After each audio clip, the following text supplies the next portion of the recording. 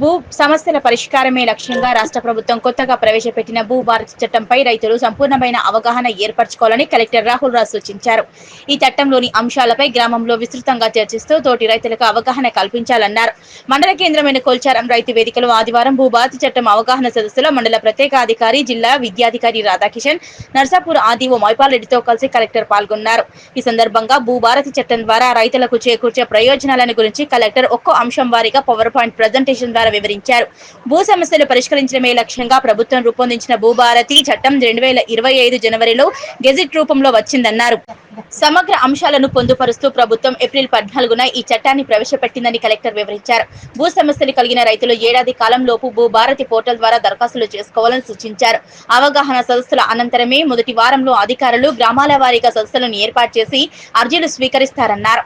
భూభారతి చట్టం ప్రకారం భూ సంబంధిత సమస్యలను నిర్దిష్ట గడువులోపు పరిష్కరించడం జరుగుతుందని కలెక్టర్ తెలిపారు. సమస్యల పరిష్కారం కాకుంటే కలెక్టర్కు లేదా CCLAకు అప్పీల్ చేసుకోవచ్చని, ఈ చట్టంలో కొత్తగా ల్యాండ్ ట్రిబ్యునల్ కూడా అందుబాటులో ఉంటుందన్నారు. ధరణిలో రెవెన్యూ కోర్టులను తొలగించడం వల్ల భూ వివాదాల విషయంలో రైతులకు సివిల్ కోర్టులను ఆశ్రయించాల్సి వచ్చిందని గుర్తు చేశారు. దీనివల్ల రైతులు ఇబ్బందులు పడుతున్న విషయాన్ని గుర్తించిన ప్రభుత్వం ప్రస్తుతం భూ భారతి చట్టం ద్వారా ఇదివరకటి తరహాలోనే రెవెన్యూ కోర్టులు పునరుద్ధరిస్తుందని వివరించారు. భూ సమస్యలను స్థానికంగానే పరిష్కరించుకునేందుకు రెవెన్యూ డివిజన్ అధికారికి, కలెక్టర్కు అధికారులు కల్పించారని తెలిపారు. అయినా కూడా సమస్య పరిష్కారం కాలేదని రైతులు భావిస్తే అప్పీలు చేసుకోవచ్చని సూచించారు. ఆర్థిక స్తోమత లేని పేద రైతులకు ఉచిత న్యాయ సహాయం కూడా సమకూర్చడం జరుగుతుందన్నారు. రెవెన్యూ డివిజన్ అధికారి నిర్ణయం సరైంది కాదని భావిస్తే కలెక్టర్ వద్ద కలెక్టర్ నిర్ణయంపై అభ్యంతరం ఉంటే ల్యాండ్ ట్రిబ్యునల్ కు అప్పీల్ చేసుకోవచ్చన్నారు. ప్రతి గ్రామంలో రెవెన్యూ రికార్డులు తయారు చేసి ప్రతి సంవత్సరం గ్రామాల్లో రికార్డులు డిస్ప్లే చేయడం జరుగుతుందన్నారు. రెవెన్యూ వ్యవస్థను బలోపేతం చేసేందుకు ప్రతి గ్రామంలో గ్రామ పరిపాలనా అధికారులను నియమించే ప్రభుత్వం చర్యలు తీసుకుంటుందన్నారు. మనిషికి ఆధార్ కార్డు లాగా భూమికి భూదారు సంఖ్య కేటాయింపు చేస్తారని, దీని ద్వారా భూ ఆక్రమణలకు అవకాశం ఉండదన్నారు. ప్రస్తుతం ధరణిలో ఉన్న భూ రికార్డులు భూ భారతి చట్టంలో కొనసాగుతాయన్నారు. భూ హక్కుల రికార్డులో తప్పుల సవరణకు అర్హులైన వారు జిల్లాలో నూతన చట్టం అమల్లోకి వచ్చిన ఏడాదిలోగా దరఖాస్తు చేసుకోవాలన్నారు.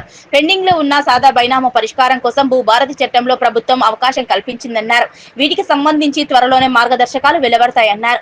భూ భారతి చట్టంపై ఏమైనా సందేహాలు ఉంటే తీర్చడానికి అధికారులు ఎప్పుడు సిద్ధంగా ఉంటారన్నారు.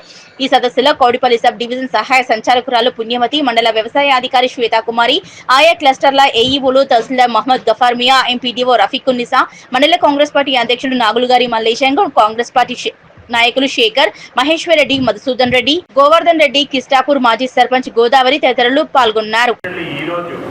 మన జిల్లాలో ప్రతి మండలానికి కూడా తిరిగి ఈ కొత్త భూభారతి చట్టం ఏదైతే బాబాసాహెబ్ అంబేద్కర్ గారి జయంతి రోజున మరి ముఖ్యమంత్రి గారు హైదరాబాద్లో ఈ చట్టాన్ని అమలు చేయాలనేసి ఏదైతే స్టార్ట్ చేస్తారో, ఈ కొత్తగా వచ్చిన భూభారతి చట్టం దాని యొక్క విశిష్టతలు ఏంటి, సో దానివల్ల ప్రజలకు కలిగే ప్రయోజనాలు ఏంటి, పాత చట్టంలో మనకి ఏ విధమైన ఇబ్బందులు ఉండే, సో దాన్ని అధిగమించి కొత్త చట్టంలో ఏ విధమైన సంస్కరణలు చేయడం జరిగిందనేసి వివరించడానికి సో ప్రతి మండలంలో కూడా మనం అవగాహన సదస్సులు పెట్టడం జరుగుతూ ఉంది. దాంట్లో భాగంగా ఇంతకుముందు ఏదైతే మనకు ఉన్న చట్టాలు ఉండేనో, ఈ భూములకు సంబంధించినవన్నీ కూడా రికార్డులకు సంబంధించి ఏవైతే చట్టాలు ఉండేనో వాటన్నిటిని కూడా నలిఫై చేసుకుంటూ ఒక కొత్త చట్టం మనకు 2020లో వచ్చింది. సో దాని ఆధారంగానే ధరణి పోర్టల్ అనేది కూడా వచ్చింది. సో దాంట్లో ఎన్నో మాడ్యూల్స్ ఉన్నాయి. సో దాని ప్రకారంగా చాలా మంది కూడా ఇబ్బందులు కొద్దిమంది పడడం మేము చూడడం జరిగింది. సో ఆ ఇబ్బందులు అధిగమించడానికి కూడా చాలా మంది కలెక్టరేట్కి మనకు వచ్చి ఏమైనా పిటిషన్ పెట్టుకున్నా కానీ కూడా సో ఏదైనా మనం సమస్యను పరిష్కరించాలంటే కలెక్టర్ అయినా, చీఫ్ సెక్రటరీ అయినా, ఆర్డీఓ అయినా, ఎంత పెద్ద ఆఫీసర్ అయినా, ఎంత చిన్న ఆఫీసర్ అయినా ఏదైనా సమస్యను పరిష్కరించాలంటే చట్ట ప్రకారమే పరిష్కరించడానికి అవకాశం ఉంటుంది. ఇంకో కలెక్టర్ వస్తాడు, ఆయన అడిగితే ఆయన చేస్తాడేమో అనేసి రిపీటెడ్ గా పిటిషన్లు ఇస్తూనే ఉంటారు, కానీ అవి ఏవి కూడా సమస్య పరిష్కారం కాలేదు. సో దీన్ని ఉద్దేశించుకొని ఇప్పుడు మన కొత్త భూభారతి చట్టంలో హైదరాబాద్ లో ఆనరబుల్ చీఫ్ మినిస్టర్ గారు బాబాసాహెబ్ అంబేద్కర్ గారి జయంతి రోజున భూభారతి చట్టాన్ని ప్రవేశపెట్టడం జరిగింది.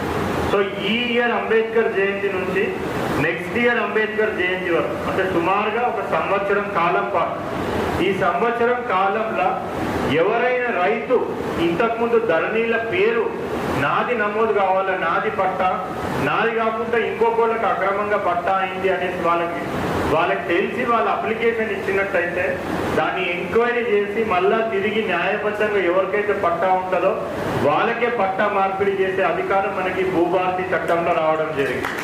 సో అంటే ఒక సమస్య అవసరం ఉంటుంది. బట్ ధరణి చట్టంలో మనం చూసినట్టయితే సమస్యలు పరిష్కరించడానికి ఏది కూడా క్లియర్గా దాంట్లో ఏది కూడా మనకి క్లియర్గా మెన్షన్ చేసి లేదు. సో దానివల్ల ఏంటంటే చాలా మంది పిటిషనర్స్ వాళ్ళు వచ్చి పొరపాటున ఇంతకుముందు ఉన్న రెవెన్యూ వాళ్ళు లేకపోతే వేరే వాళ్ళు క్లరికల్ మిస్టేక్ దేని వల్లనో నాకు సంబంధించిన పట్టా వేరే వాళ్ళ పేరు మీద పట్టా మార్పిడి జరిగిపోయింది, నాకు తెలియకుండా జరిగిపోయింది, కాస్తులు నేనే ఉన్నాను, కబ్జాలో నేనే ఉన్నాను, నేనే దున్నుకుంటా ఉన్నాను, తిరిగి నా పట్టా నాకు చేయండి, ఆ పట్టా ఎవరి పేరు మీద అయితే పోయిందో అసలైన మా ఊళ్ళోనే ఉండడు, ఆయన ఎవరో కూడా తెలియదు మాకు అని చెప్పినా కానీ పాత చట్టంలో ఒక్కసారి ఎవరి పేరు మీద పట్టా జరిగి పట్టా అయిపోయింది అంటే దాన్ని మార్చే అధికారం ఇద్దరికే ఉంటుంది. ఒకటి కోర్టులకు ఉంటుంది, వాళ్ళు మళ్ళా కోర్టుకు పోయినట్టయితే ఆ కోర్టు నుంచి ఆర్డర్ వస్తేనే ఆ పట్టా మార్పిడి చేసే ఛాన్స్ ఉంటుంది. ఇంకొకటి ఎవరంటే ఎవరి పేరు మీదనైతే పట్టా ఉందో ఆయననే వచ్చి మళ్ళా తంబ్ ఇంప్రెషన్ తహసీల్ ఆఫీసులో పెడితేనే వేరొక పేరు మీదకి పట్టా మార్పిడి అవుతుంది.